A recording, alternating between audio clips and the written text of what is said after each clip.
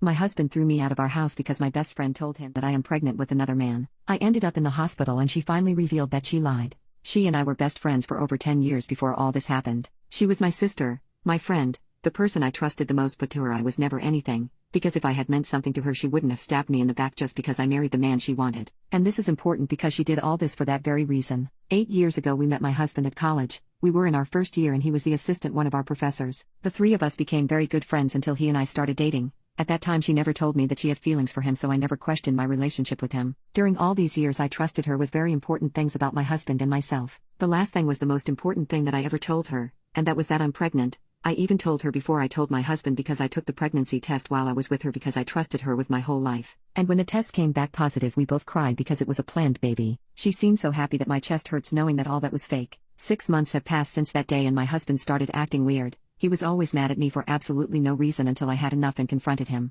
He told me he's mad at me because he knows the truth. I asked him what he was talking about and he showed me all the infidelity evidence he has. They were chats from a dating app between a man and me. I never created that account. Someone else did and used my photos that I never posted and that I only have on my phone. In those chats I told this man that I was pregnant and that I didn't know if it was his or my husband's. In those chats I even talked to that man about recent intimate encounters while I was pregnant, and things like that no husband or wife wants to read about their partner. I told my husband that everything was fake and that I wanted to know where he got those screenshots, and he told me that they are screenshots of my old phone, a phone that I supposedly used to talk to other men. He told me that my best friend told him everything because she couldn't look him in the eye knowing the truth. Apparently she knew about my infidelities and told him to look for evidence on my old phone, and he did. And that's why he was acting weird the last few weeks. Of course I told him that my friend is lying and that she probably used my phone without me knowing to do that I never created any account and that I never slept with another man other than him in my whole life, but he didn't believe me. We had a fight and we called her to confront her, but all she said was that she was sorry but that she no longer wanted to keep lying to one friend to save the others. But we had a horrible fight, but she was calm as a effing psycho, insisting that I'm a cheater, and I couldn't convince my husband that it's all a lie because the evidence indicates that I'm guilty. So he was furious and told me to pack my stuff and get out,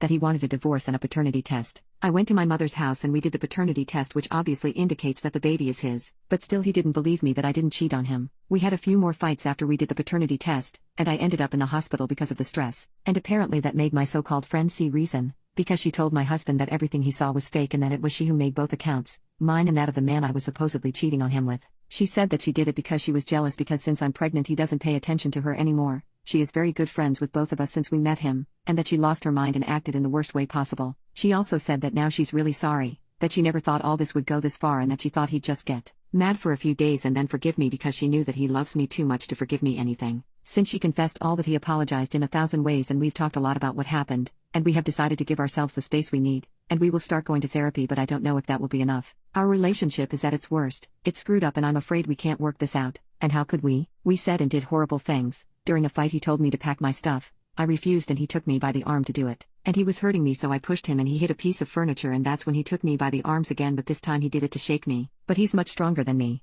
Not only am I skinny compared to him, but he's also really tall. And when he did that he really hurt me. And I don't know if we can be who we were in the past again. In the past we almost never fought, and if we did there was never any violence involved. How can we fix this? Update. Things have gotten a lot better since then. We talked to my now ex-friend, and she admitted to using my old phone to create that fake profile and also to message the other man. And I use quotes because that man never existed. It was her. She used that phone when she came to my house every day, since we had a business together. She knew where the phone was and she also knew that no one ever used it, so she had everything perfectly planned out, which is scary because she really needs help. I mean, with all this it is more than clear that she is a psychopath and needs help. She said all the things she did, and she had even told my husband that she drove me meet that man so many times, and she told him that I made her pay with her card for the hotel where I met that man, and the truth is that I was never in any of those hotels, but all of that was right there, and it looked real, so of course he believed her. She has been my friend for many years, but she has also been friends with him for over 8 years, so we trusted her and we never thought she would do something like that. And when she started telling all those lies it sounded real. In fact, the messages and everything looked very real,